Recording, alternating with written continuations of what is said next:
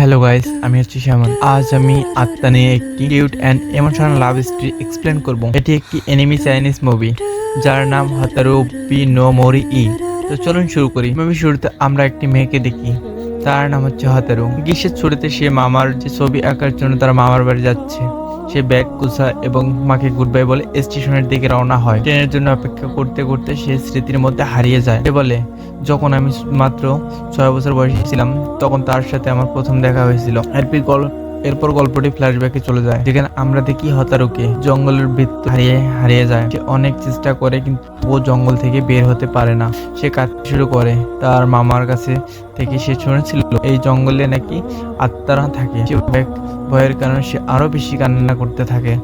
হঠাৎ কেউ এসে তাকে জিজ্ঞেস করে, ছোট্ট মেয়ে, তুমি কাঁদছো কেন? আওয়াজ শুনে হতারু চারদিকে তাকায় থাকে। তারপর সে একটি গাছের পাশে মাস্ক পরা এক ছেলেকে দেখতে পায়। এমন নির্জন জঙ্গলে একজন মানুষকে দেখে হতারু খুবই খুশি হয়ে যায়। সে দৌড়াতে গিয়ে তাকে জড়িয়ে ধরতে যায়, কিন্তু ছেলেটি সরে যায় আর হতারু পড়ে যায়। তখন ছেলেটি বলে, সরি, আমাকে মাফ করো।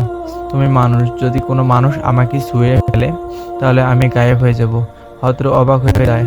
সে কিছু বুঝতে পারে না, তাই আবার দৌড়াতে থাকে। তখন ছেলেটি একটি লাঠি দিয়ে ফেলে দেয়। সে আবার পড়ে যায়। হতারু বলে, সত্যি তুমি মানুষ নও, কোনো মানুষ বাচ্চাকে এভাবে মারে না। তার কথা শুনে ছেলেটি বলে, এই জঙ্গলের দেবতা আমাকে বলেছেন যদি কোনো মানুষ আমাকে ছোঁয় তাহলে আমি চিরদিনের জন্য অদৃশ্য হয়ে যাব। তুমি এই লাঠিটা ধরো, আমি তোমাকে জঙ্গল থেকে বের হওয়ার রাস্তা দেখাবো। বাড়ি ফেরার কথা শুনে হতারু খুব খুশি হয়ে যায়, কিন্তু উত্তেজনায় আবারও তাকে জড়িয়ে ধরতে চায়। তখন ছেলেটি আবার সরে যায়। তারপর সে হতারুকে জঙ্গলের বাইরে পৌঁছে দেয়। হতারু বলে, আমি কাল আবার আসবো, তোমার জন্য